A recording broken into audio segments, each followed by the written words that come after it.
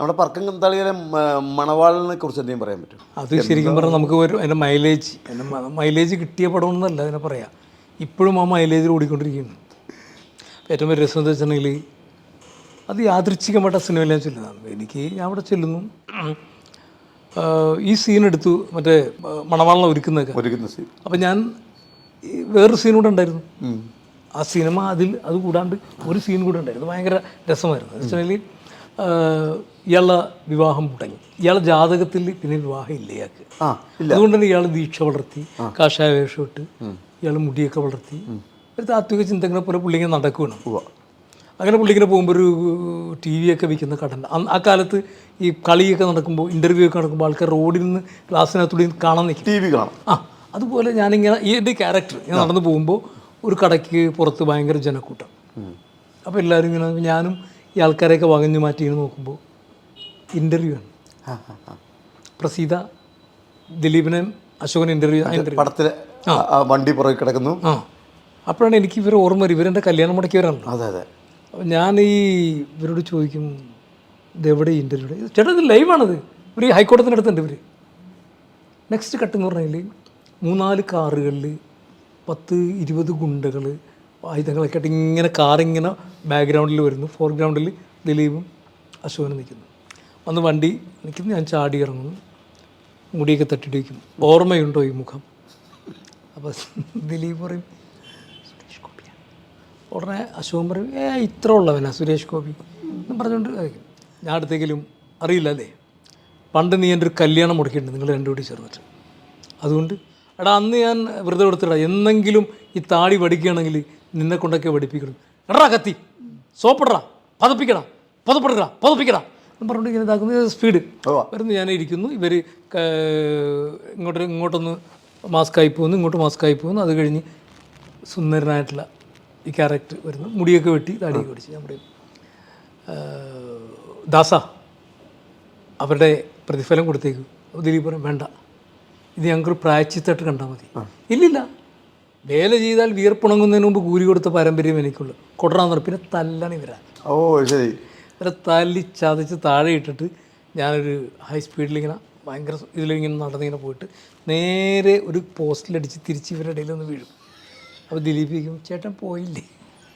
ഇതാണ് ഈ ഒരു ക്യാരക്ടർ. ശരിക്കും അതൊരു 2 സീൻ വരുമ്പോഴാണ് അതിൻ്റെ ഫിനിഷിങ് കിട്ടുള്ളൂ. ഇത് ഞാൻ ഡബ് ചെയ്തപ്പോൾ എനിക്ക് തോന്നി ഒരു ക്യാരക്ടറായിട്ട് നിൽക്കുന്നുണ്ട്. കൊള്ളാം. ഇതിന് ഒരു റിവെഞ്ചും ഉണ്ട്. ഇയാൾ ചെയ്ത് കല്യാണം മുടക്കിയാൽ അയാൾ റിവെഞ്ച് ചെയ്യുന്നുണ്ട്. ഡബ് ചെയ്ത് പോകുന്ന ശേഷം അന്ന് ജോണി ആൻ്റണിയാണ് അസോസിയേറ്റ് ഡയറക്ടർ. ജോണി ഒരു സിനിമ വിളിച്ചിട്ടുണ്ട്, ചേട്ടാ വിഷമം തോന്നരുത്. ഞാൻ പറയുന്നത് പടത്തിൽ എൻ്റെ സീൻ കംപ്ലീറ്റ് തൂക്കിയ സാറിന് സംഭവിക്കാറുണ്ട്. അല്ലേടാ ആ സെക്കൻഡ് സീൻ പോയി നമ്മളാ സാറോട് സീനുണ്ടല്ലോ. അപ്പോൾ എനിക്ക് വലിയ സന്തോഷമൊന്നുമില്ല, സീൻ പോയല്ലോ. പക്ഷെ ഞാൻ ഈ സിനിമ കാണാൻ വേണ്ടി പോകുമ്പോൾ ഞാനും നമ്മുടെ ശിവദാസും കൂടി ക്യൂവിൽ നിൽക്കുകയാണ് ടിക്കറ്റ് എടുക്കാൻ. അപ്പോഴാണ് തിയേറ്ററിൽ ഒരാൾ വന്നിട്ട് ചേട്ടാ സിനിമയിലുള്ള ആളല്ലേ വാ കയറിയിരിക്കും. അയാൾ പാസ് തന്നു. ഞാനും ശിവദാസും കയറിയിരിക്കുമ്പോൾ വീണ്ടും ഇദ്ദേഹം വന്നിട്ട് പറഞ്ഞു ദിലീപും ഫാമിലിയും വരുന്നൊരു സിനിമ കാണാൻ. അപ്പോൾ ചേട്ടാ ഒരു 2 സീറ്റ് പിടിച്ചിട്ടേക്കണം. ഭയങ്കര ആളായിരുന്നു ഫസ്റ്റ് ഡേ. ഒരിക്കലും ദിലീപ് വന്നു, വൈഫായിട്ട് വന്നു ഇരുന്നു. എനിക്ക് തോന്നുന്നു 28ാമത്തെ സീൻ മറ്റുമാണ്. ഈ സീൻ വന്നോട്ട് തിയേറ്റർ അങ്ങോട്ട് അപ്പോൾ ഇതിൻ്റെ ഒരു ഇത്രയും സംഭവമാണെന്നുള്ള എനിക്കും അറിയില്ലല്ലോ. ഒന്നും കേൾക്കാൻ വയ്യാത്തൊരവസ്ഥ വന്നു. ഭയങ്കര ചിരി, ആൾക്കാർ ഇങ്ങനെ എന്താ പറയുക തല തല്ലിച്ചിരിക്കുന്നൊരവസ്ഥയ്ക്ക്. അപ്പം ഞാൻ ശരിക്കും ആ സീനല്ലേ ഈ ആൾക്കാരെയൊക്കെ നോക്കുകയാണ്. ശരി ഇത്രയുണ്ട് ഇത്. നമുക്ക് അതിൻ്റെ ഒരു എഫക്റ്റ് അപ്പോഴാണ് മനസ്സിലായത്. ഇത് കഴിഞ്ഞ് ഇൻ്റർവെല്ലായപ്പോൾ ഞാനും ശിവസും കൂടെ ചായ കുടിക്കാൻ വേണ്ടി അവിടെ ചെന്നപ്പോൾ അപ്പോഴേ ഇതിൻ്റെ ഒരു ആൾക്കാരിങ്ങനെ ഭയങ്കര ഇത്. അപ്പം മറ്റേ പോയ സീനുണ്ടല്ലോ, കട്ട് ചെയ്ത് പോയ സീൻ, അതിൻ്റെ വിഷമം ഇതോടൊപ്പം പോയി. പക്ഷേ ഏറ്റവും വലിയ രസം എന്താണ് മനസ്സിൽ വെച്ചിട്ടുണ്ടെങ്കിൽ ഒരു പടത്തിൽ നമ്മൾ ശ്രദ്ധിക്കപ്പെടുന്ന ഒരു സംഭവം ചെയ്തു കഴിഞ്ഞാൽ, അത് ശ്രദ്ധിക്കപ്പെട്ട് കഴിഞ്ഞാൽ നമ്മൾ നന്നായിട്ട് ചെയ്താൽ പോലും ശ്രദ്ധിക്കപ്പെടണം. ഓടുന്ന പടം ഇത് 3 ആ പടത്തിൽ സംഭവിച്ചു. അതിൻ്റെ ഏറ്റവും വലിയ രസം വെച്ചിട്ടുണ്ടെങ്കിൽ ഇത് ചെയ്യുമ്പോൾ എൻ്റെ ധാരണ ഇതൊരു സാധാരണ കോമഡി സീൻ, ഇത്രയ്ക്കൊന്നും അങ്ങോട്ട് ഇതായില്ല, അങ്ങനെയൊന്നും വിചാരിച്ചിട്ടില്ല. അത്. 'അതിനകത്ത് പല ഡയലോഗുകളും സാന്ദർഭികമായി പറഞ്ഞാണ്. പാട്ട് വെക്കൂലേ, ആ പാട്ട് വെച്ചിട്ടില്ല. അപ്പോൾ ഈ പാട്ടായിരിക്കും വെക്കാൻ പോകണമെന്ന് പറയും. കെട്ടില്ലേ കോട്ടയത്തൊരു മുത്ത പിള്ളേച്ചൻ. അപ്പോൾ പെണ്ണ് കെട്ടാൻ പോയി എന്ന് പറയുമ്പോൾ ഞാൻ വെറുതെ അവിടെ കയറി ഇങ്ങനെ പറഞ്ഞു, ഓഹോ അവർ പറഞ്ഞു, വെറുതെ ആ പാട്ടായിരിക്കും വെക്കണമെന്ന് അറിഞ്ഞില്ല, പറഞ്ഞു പാട്ട് നമുക്ക് വെക്കാം. ആ പാട്ടല്ല, കെട്ടില്ലേ, ആ ദിലീപാണ് പറഞ്ഞത്.